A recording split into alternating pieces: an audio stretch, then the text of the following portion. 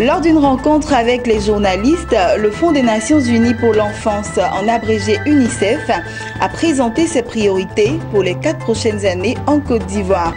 Le budget de ce programme est évalué à 139 millions de dollars US. Nous en parlerons tout à l'heure.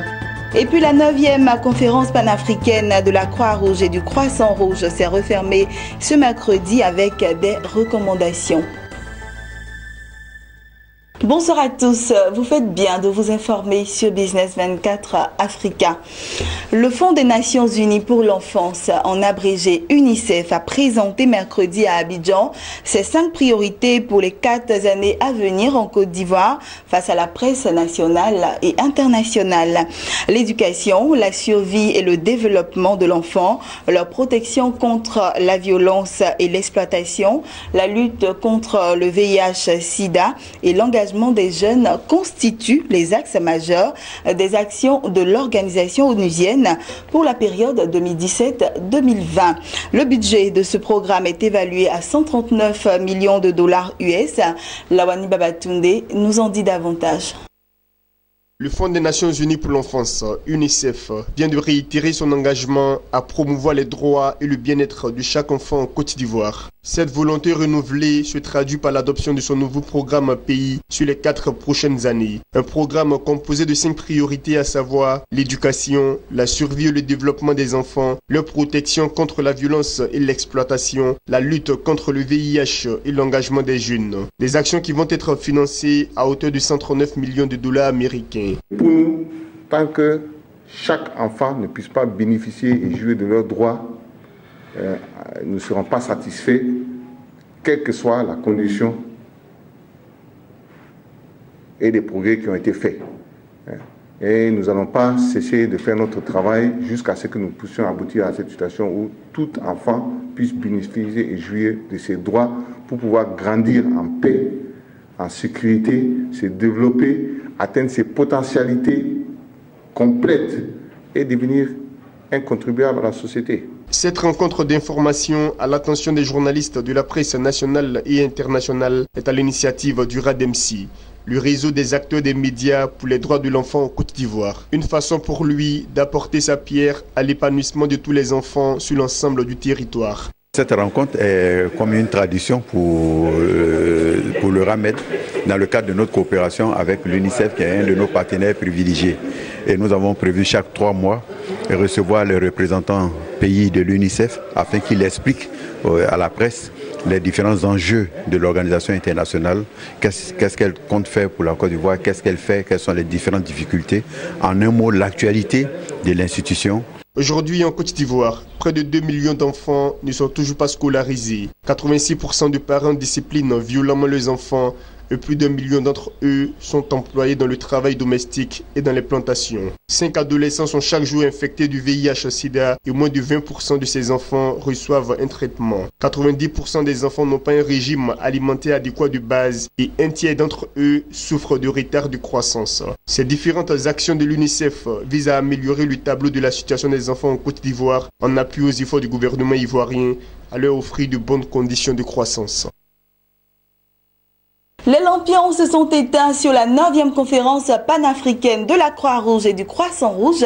À l'issue de cette rencontre, les participants ont appelé à la mobilisation des ressources intérieures afin de mieux faire face aux défis humanitaires sur le continent. La Croix-Rouge de Côte d'Ivoire et ses 12 700 volontaires ont reçu les compliments des 54 pays membres du mouvement pour avoir relevé en un temps record le pari de la parfaite organisation de ce rendez-vous.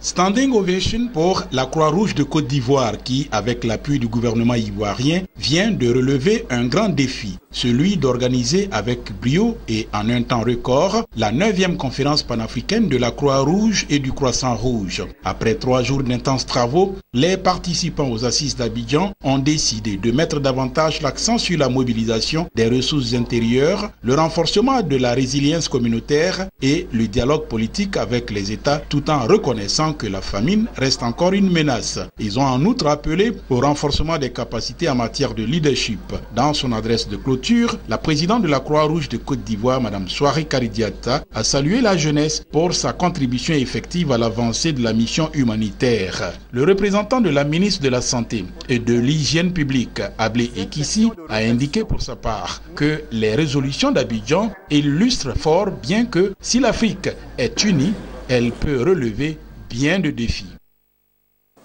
Quand l'Afrique est unie, elle gagne. C'est en unissant effectivement nos forces que nous serons en mesure de réduire la vulnérabilité et d'accomplir des avancées majeures face aux différents défis. Je souhaite vivement que ces orientations soient suivies d'actions. Il appartient à la Croix-Rouge d'assurer cette transversalité d'action de par ses missions et ses principes. Auparavant, le secrétaire général de la FICR, Elhadj As-Si, a fait remarquer qu'il est véritablement temps de s'engager vers la mise en œuvre du plan d'action d'Abidjan. C'est le moment de la transparence, c'est le moment de prendre ses responsabilités, c'est le moment ensemble de s'épauler mutuellement, d'apprendre des uns et des autres pour pouvoir trouver des solutions idoines et qui s'inscrivent dans la durée. Je voudrais tout simplement, au nom de la fédération qui est la vôtre, réitérer notre engagement à vos côtés pour vous accompagner. Vous accompagner très activement dans la recherche de ces solutions durables et également aussi nouer les partenariats qu'il faut. Pour le vice-président de la Fédération des sociétés de Croix-Rouge et Croissant-Rouge pour l'Afrique, Dr Abbas Goulet, il est opportun d'améliorer la collecte de données à travers les technologies modernes et le renforcement des capacités au niveau communautaire afin de permettre à la Croix-Rouge d'atteindre ses objectifs. Following the evaluation of the 8th Pan-African Conference, clear areas of progress were celebrated.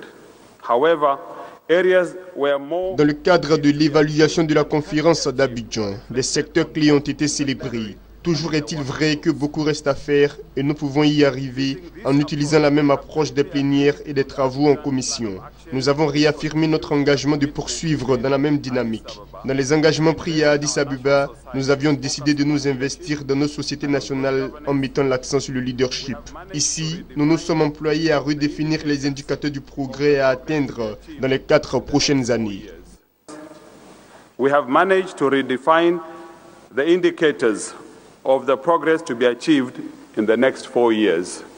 Dans une conférence de presse peu après la cérémonie de clôture, la présidente de la Croix-Rouge de Côte d'Ivoire, Mme Souare Karidiata Kone, a expliqué l'intérêt de la tenue de ce grand rendez-vous pour sa structure et ses 12 700 volontaires partout en Côte d'Ivoire.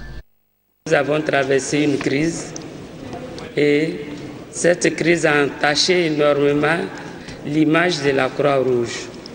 Et l'organisation de cette 9e panafricaine renoue réellement la Croix-Rouge, renoue les liens de la Croix-Rouge avec les autorités. Vous avez vu, en moins d'1 an, nous avons pu organiser. D'aucuns nous me demandent, mais comment vous avez fait pendant que les autres organisent sur 4 ans et vous avez organisé en moins d'1 an? Mais c'est parce que les autorités nous ont soutenus, la population, les volontaires nous ont soutenus. Donc pour la Croix-Rouge de Côte d'Ivoire, ça a été une aubaine et pour renforcer notre rôle d'auxiliaire de pouvoir public auprès de notre gouvernement. Et je crois que ça a été ces choses faites à partir de maintenant, à nous maintenant de pouvoir capitaliser cet acquis. Je crois que j'ai des bons sentiments par le nombre de participants, par l'intérêt que les participants ont accordé autour de ce thème important qui consiste à apporter la résilience aux communautés en détresse. Au sortir de la présente conférence panafricaine, nous serons dotés d'une nouvelle feuille de route. Donc cette occasion, c'était pour voir à quel niveau nous avons avancé dans la mise en œuvre du plan d'action de Addis Abeba et aussi quels sont les défis qui demeurent. Concernant cette panafricaine, nous sommes très contents d'avoir cette plateforme de partage très riche en expériences et en bonnes pratiques, mais il reste beaucoup à faire pour l'Afrique puisque on souffre toujours de tant de problématiques qui concernent et qui sont liées à notre contexte. Je suis très ravie de participer à la 9e conférence panafricaine. Celle-ci est une marque de cohésion sociale à caractère participatif. Je souhaiterais, pour ma part, que les suggestions ici retenues soient mises en œuvre. Au total, 420 délégués des 54 pays membres d'Afrique, ainsi que des représentants des sociétés nationales des Amériques, d'Europe, du Moyen-Orient et d'Asie ont pris part à la rencontre d'Abidjan. La Tunisie et le Kenya sont les deux pays qui se sont proposés d'accueillir en 2021 la 10e conférence panafricaine de la Croix-Rouge et du Croissant-Rouge.